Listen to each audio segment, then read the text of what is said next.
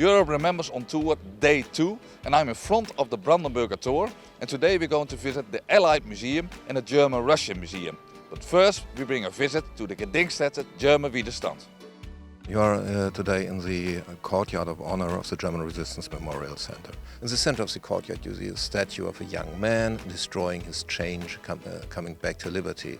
It's a statue as a symbol coming back to liberty. It's a statue of symbol for the resistance in Germany in the Nazi period.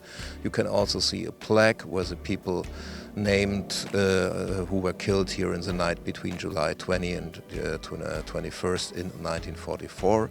Today it's a place of remembrance for all people who fought against Nazis in the Second World War and in the year 1933 to 1939.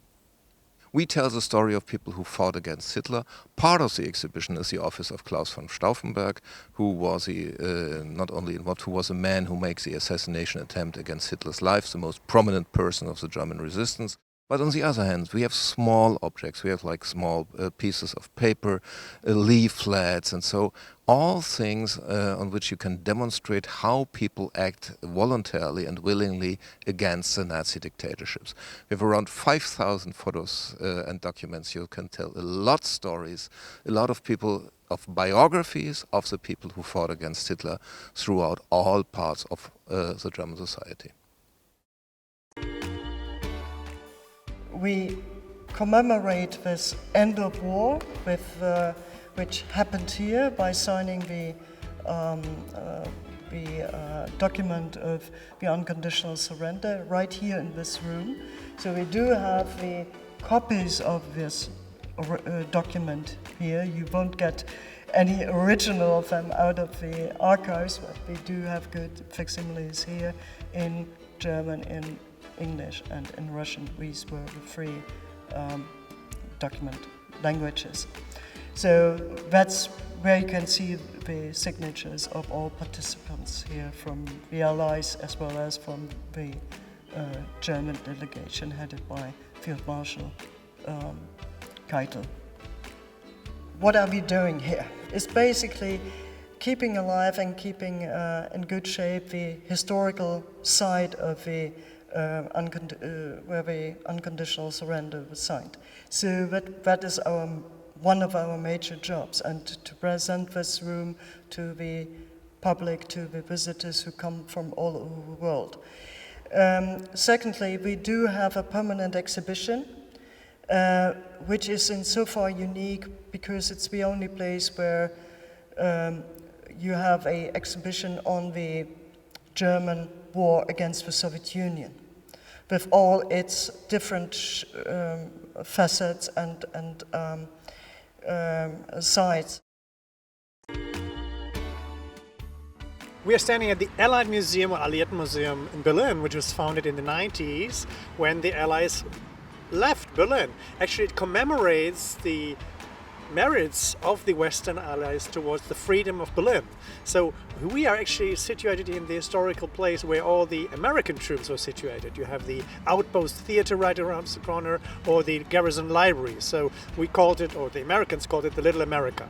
At the moment we show a temporary exhibition. It's called Little America. It's about the troops, mainly the American troops, which were situated in the West and in West Berlin. It's about their all-day life. How did they live? How did they nourish themselves? And these are really superb pictures because they were made by the Americans to be published in their own newspapers like Stars and Stripes and other newspapers. So they really have a good insight into the all-day life of the troops, but also with their families, because lots of families came over. What does it mean to live in Germany or West Berlin as an American? So here behind me you see the Rosinenbomber, the Raisin Bomber, one of the British planes, actually Hastings, who took part in the airlift, which sort of secured the survival of West Berlin while the Soviets were blocking all land construction, land connections to West Berlin during the blockade in the 48. Checkpoint Charlie has a very meaningful meaning, let's say, in a way, because it represents the four power status of Berlin. Although Berlin was conquered, let's say, Berlin was conquered by the Russians, it became separated into different sectors. It had a four power status. So for the Western Allies, there was no wall, there was no border, so they could really move all about. The Western soldiers could go to the Eastern soldiers to the West, and they were observing each other each other all the time. So Checkpoint Charlie had a very crucial role. It was at one of the border crossings where the Western powers, diplomats, whatever, could cross into East Berlin. So they were registered there. Who is going? When are you going? And are you back? This was Europe Remembers on tour from Berlin. During this tour, we visited different locations related to the Battle of Berlin and the period after 1945. The next episode we will bring a visit to Italy and we visit different locations around the Battle of Italy. Thank you for watching.